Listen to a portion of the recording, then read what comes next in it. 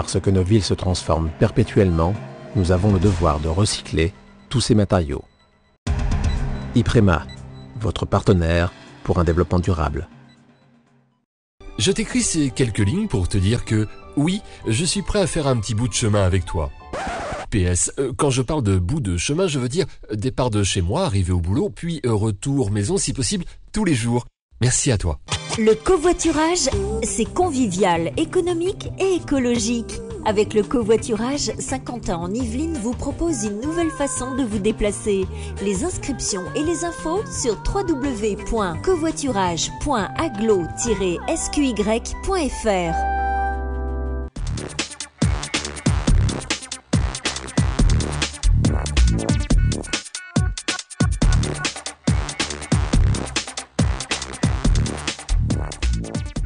Bonjour à toutes et à tous, bienvenue pour ce nouveau numéro d'Équilibre, le magazine de l'environnement.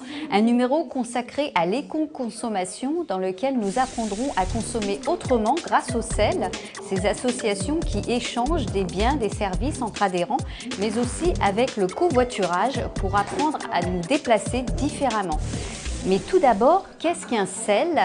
Pour répondre, nous sommes avec vous, Monique Martini, bonjour. Bonjour. Nous nous trouvons dans les locaux de la Mare au Sel, à Guyancourt. Concrètement, qu'est-ce qu'un CEL ? Alors, le CEL, c'est un système d'échange local, c'est-à-dire un échange de savoir et de biens entre adhérents. Alors, vous avez un système de points qui n'est pas comptabilisé en euros, mais en grenouilles. Tout à fait. C'est une monnaie virtuelle qui représente environ 1 euro. Une grenouille représente à peu près 1 euro et est déterminée de gré à gré par les adhérents au moment des échanges.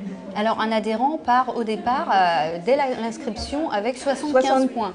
75 grenouilles, ce qui lui permet de participer dès le départ à des échanges. D'accord. Et alors, quels sont ces échanges principaux qu'on peut rencontrer entre adhérents ?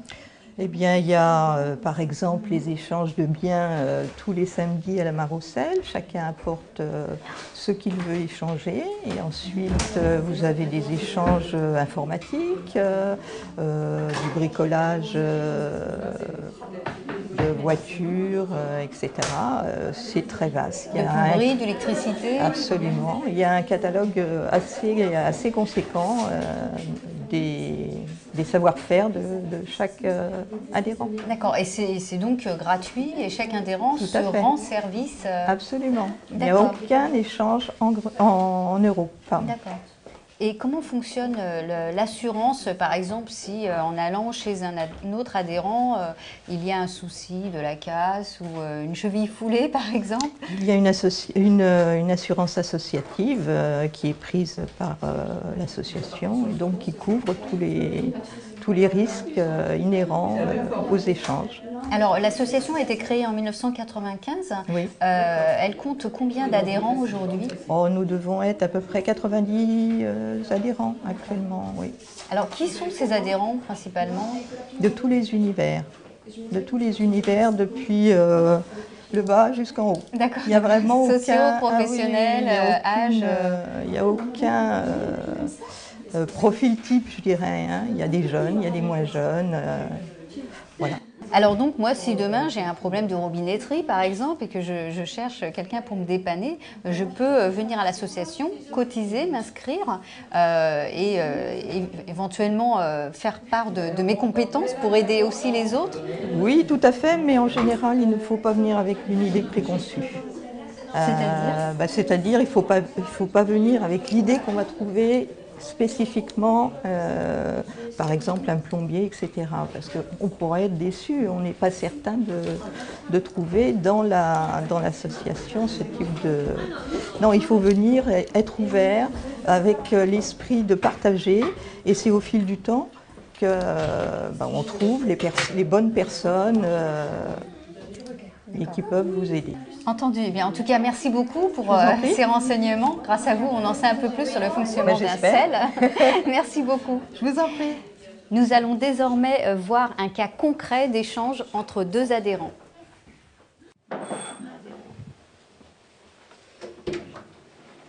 Bonsoir Lisette, ça va? Vas-y, rentre. C'est dans son appartement que Lalita, adhérente du CEL à Guyancourt depuis 3 ans, reçoit Lisette, inscrite elle depuis 1 an et demi. Les deux adhérentes ont l'habitude d'échanger des services. La spécialité de Lalita, les massages. Qu'est-ce que tu préfères aujourd'hui, jasmin comme d'habitude ou amande? Sinon là j'ai cette fois-ci l'argan. Qu'est-ce que tu veux? L'amande. Amande, bon. Amande. Okay. Ça va sentir bon. Au CEL de Guyancourt, chacun possède dès l'inscription 75 points. Ici, les euros sont bannis et sont remplacés par des grenouilles. Par exemple, quelqu'un qui a besoin qu'on vienne jardiner chez lui, puis on demande de l'aide, on met une annonce.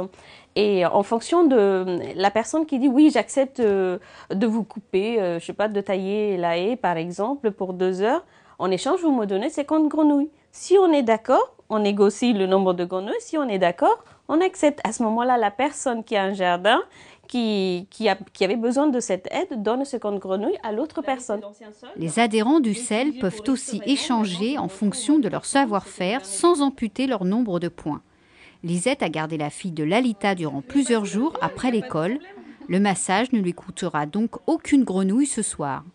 Comme on vit dans une société de consommation, moi ce qui m'a vraiment attirée dans un premier temps, c'était, voilà, tout est recyclé. La table qui voulait partir à la poubelle, je l'ai récupérée, et puis la bibliothèque, et puis voilà, donc on ne gaspille rien.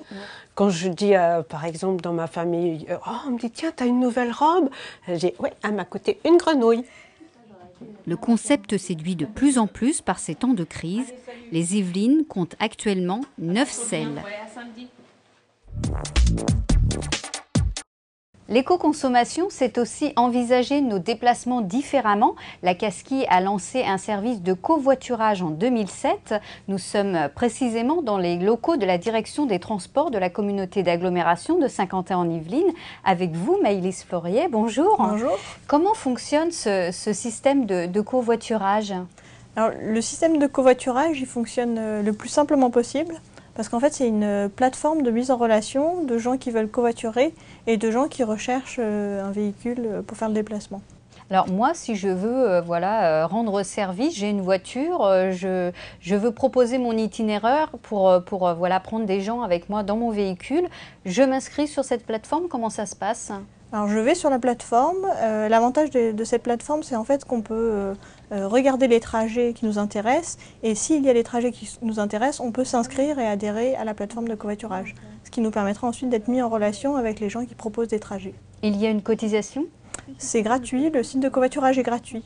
Après, ce qui se passe, c'est que pour le paiement de l'usage du covoiturage, il y a 2 solutions pour les usagers. Si par exemple ils font du covoiturage dans le cadre du domicile-travail, en fait c'est par exemple chacun prend sa voiture 1 jour sur 2. Donc dans cela il n'y a pas d'échange financier parce que c'est 1 jour sur 2. Par contre si c'est toujours la même personne qui prend le véhicule ou qui propose, les rôles sont différenciés. Dans ce cas-là il y a une tarification qui est possible et qui peut se faire par le biais de la plateforme. Et par contre sur cette tarification il y a un pourcentage qui est pris par la plateforme de covoiturage.fr. Mais l'avantage en fait c'est que ça permet de sécuriser en fait les usagers parce qu'ils passent par la plateforme et donc il n'y a pas d'échange financier au moment du déplacement, il se fait après par le biais de la plateforme. Donc ça sécurise beaucoup d'usagers et ça les incite en fait à faire du covoiturage. Quels sont les bénéfices quand on fait du covoiturage ?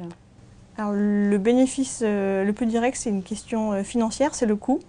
En fait, ce que montrent les études sur le covoiturage, c'est que quelqu'un qui fait du covoiturage tous les jours pour du domicile-travail, pour un déplacement de 20 km en moyenne, il va économiser 2000 – 2100 € par an. Donc c'est un avantage financier en premier lieu. Ça permet de réduire la congestion, ce qui est important pour la collectivité, et également de réduire l'impact environnemental de la voiture. Donc c'est vraiment ces 2 avantages pour la collectivité. Est-ce qu'il y a des désavantages, des inconvénients à faire du covoiturage ?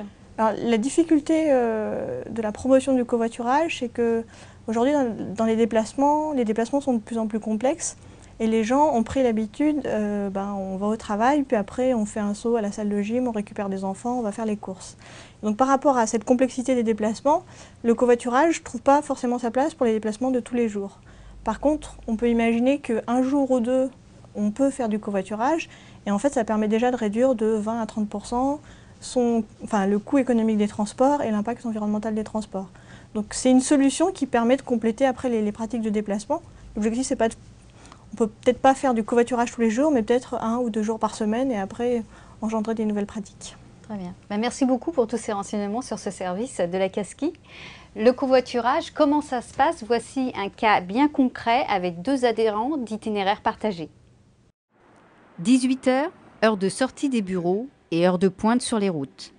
Sylvie Masucci, assistante travaux chez Bouygues Construction à Guyancourt, se dirige vers le parking de l'entreprise. Direction, les places réservées au covoiturage. Depuis la mi-janvier, Sylvie a décidé qu'elle ne voyagerait plus seule dans son véhicule. En premier lieu, pour une question cruciale par ces temps de crise. Côté financier, essentiellement. Ensuite, on voit le fait de ne pas faire le trajet toute seule. C'est 60 km, c'est quand même, seul, c'est quand même assez long. Donc, c'est quand même assez agréable de pouvoir discuter avec les gens. Et non, ça se passe bien. Mais c'est surtout le côté financier au départ. Guyancourt-Dreux, 67 km. Le quotidien de Sylvie. Au sein de son entreprise, elle a trouvé 3 autres collègues qui pratiquent le covoiturage depuis septembre 2012. Sylvie Potier, également employée chez Bouygues Construction, fait partie de l'équipe. Dans l'emploi du temps de chacune, s'il faut s'adapter par rapport à une absence, des congés, on fait des échanges. Mais en règle générale, c'est 1 semaine chacune. À l'instar de Bouygues Construction, d'autres entreprises de l'agglomération encouragent le covoiturage. C'est le cas du groupe Malakoff-Médéric. Ici aussi, les emplacements sont réservés pour les covoitureurs. Mais le concept peine malgré tout à démarrer. C'est vraiment un état d'esprit, une question de mentalité. Les gens ont du mal à s'accaparer l'idée qu'on peut covoiturer, qu'on peut voyager à 2 ou à 3. C'est pas encore rentré dans nos mœurs, mais il ne faut pas désespérer.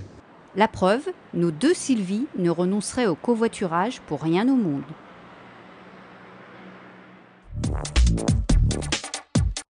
Ainsi s'achève ce nouveau numéro d'Équilibre qui fera peut-être de vous les éco-consommateurs de demain. Avant de nous quitter, quelques dates à noter dans vos agendas. L'éco-consommation, il en sera question justement à la Maison de l'Environnement le samedi 26 janvier autour du thème « Quel éco-consommateur êtes-vous ?» L'occasion de rencontrer les acteurs du sel de Rambouillet. Et puis pour être éco-consommateur jusqu'au bout, la Maison de l'Environnement propose des ateliers les mercredis 6 et samedi 9 février pour apprendre à fabriquer soi-même savons et dentifrices. Nous, on se retrouve le 15 février. Très bonne année à toutes et à tous. Ciao!